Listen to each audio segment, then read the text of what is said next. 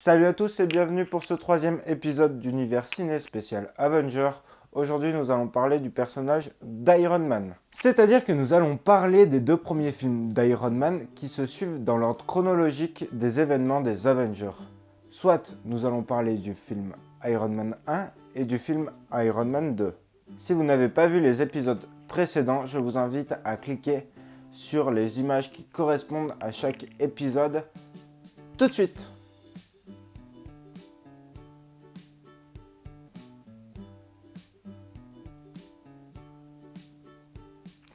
Iron Man 1 est un film américain réalisé par Jon Favreau en 2008, tiré du comics de chez Marvel du même nom, soit Iron Man.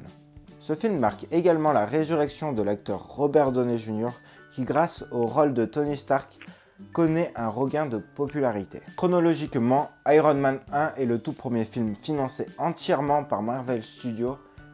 Il est par ailleurs le premier à s'inscrire dans l'univers cinématographique de chez Marvel, ou MCU, Marvel Cinematic Universe, car le premier sorti en salle. Iron Man 1 a connu de nombreuses récompenses et entre autres 2 Oscars en 2009, le premier Oscar des meilleurs effets visuels et un Oscar du meilleur montage sonore.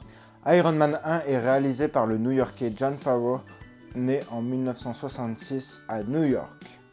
Il est également connu pour son talent d'acteur. Il a réalisé une comédie policière, Mad en 2001, la comédie Elf en 2003 et un film fantastique familial, Zathura, une aventure spatiale en 2006. Il a aussi derrière lui une bonne carrière face caméra en tant qu'acteur, débutée dans les années 90.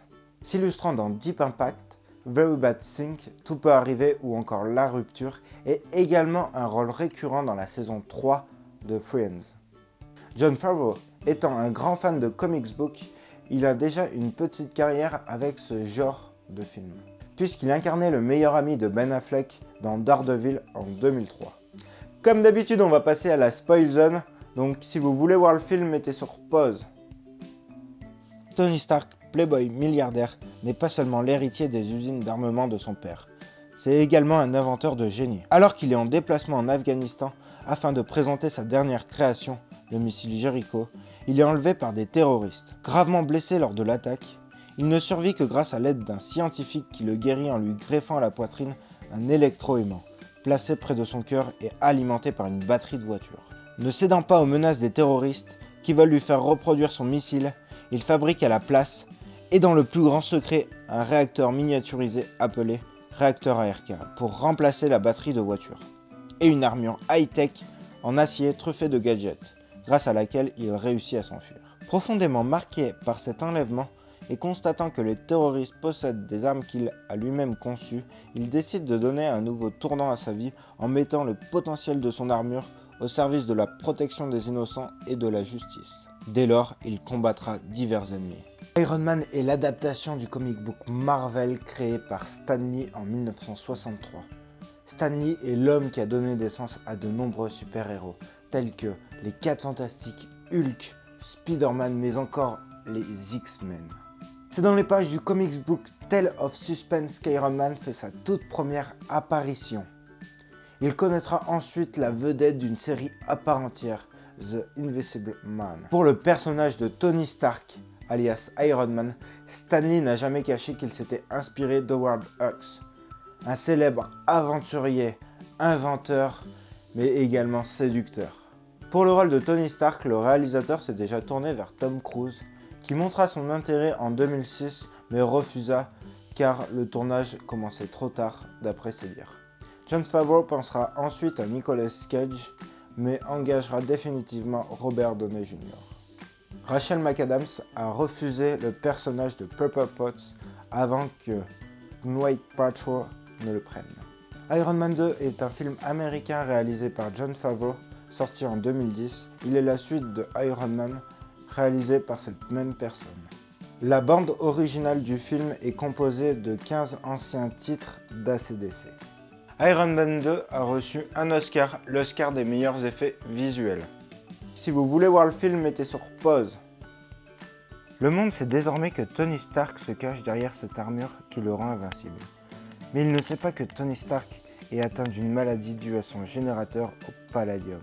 Il est proche de la mort et se jette à corps perdu dans les joies de l'alcool et de la chair.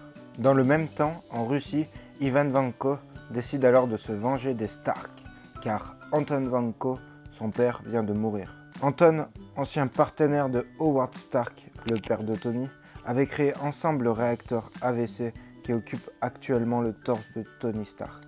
Grâce au plan de son père, Ivan décide de fabriquer une armure avec des fouets pour tuer Tony Stark. Lors du Grand Prix de Monaco, Ivan Vanko met son plan à exécution pour tuer Tony, mais échoue. Ivan est alors embauché par Justin Hammer, concurrent de Stark Industries, pour créer des armures pour l'armée. Ivan va alors créer une armée de drones à contre-cœur de son employeur pour tuer Stark, et une énorme armure où il se placera dedans pour le combat final contre Stark et James Rhodes, militaire et ami de Tony Stark. Muni d'une armure conçue par Stark, il tue Vanko. Quelque temps plus tard, Tony rencontre Nick Fury, le dirigeant du SHIELD, pour utiliser Iron Man comme consultant du SHIELD. Scarlett Johansson souhaitait tellement décrocher le rôle de la Veuve Noire qu'elle s'était teint les cheveux en roux avant même de savoir si le rôle lui était dévolu. Pour préparer son rôle, l'actrice a suivi un entraînement intensif 6 semaines avant le tournage et pendant toute la durée du tournage, c'est-à-dire 6 mois. Le réalisateur Jon Favreau avait promis à Samuel L. Jackson de donner plus de scènes à jouer à son personnage Nick Fury. Mais l'acteur a failli ne pas prendre son rôle car il y avait de nombreux désaccords liés au contrat. Il a cependant réussi à renégocier le contrat avec Marvel Studios pour rejouer son personnage de Nick Fury dans 9 autres films de la franchise. Les scènes de la course de la F1 ont été tournées dans la principauté de Monaco pour donner une image de jet-setter international au personnage de Tony Stark. Iron Man 2 est dédié à Adam Goldstein, plus connu sous le nom de Gigi AM, qui est mort en août 2009 à l'âge de 36 ans. Il interprétait un tout petit rôle, le sien, lors de la fête d'anniversaire de Tony Stark. Don Cheadle remplace ici Terrence Howard dans le rôle de Rodney alias War Machine. Terrence Howard devait initialement reprendre le rôle de Rodney dans Iron Man 2, mais suite à de nombreux désaccords avec la production, il a été remplacé. Ces deux acteurs ont déjà joué ensemble dans Collision en 2004. Pour reprendre l'histoire des Avengers de façon très concise, Steve Rogers devient Captain America et tue Red Skull. Peggy Carter est bouleversée par la disparition de Captain America et va réaliser de nombreuses missions qui vont l'amener à la tête du SHIELD. Quelques années après, nous retrouvons Tony Stark, fils de Howard Stark. Tony Stark va créer une armure qui lui vaudra le surnom de Iron Man. Suite à de nombreux combats contre ses ennemis, il devra rencontrer Nick Fury. Nick Fury voudrait monter une équipe de super-héros avec Iron Man comme consultant.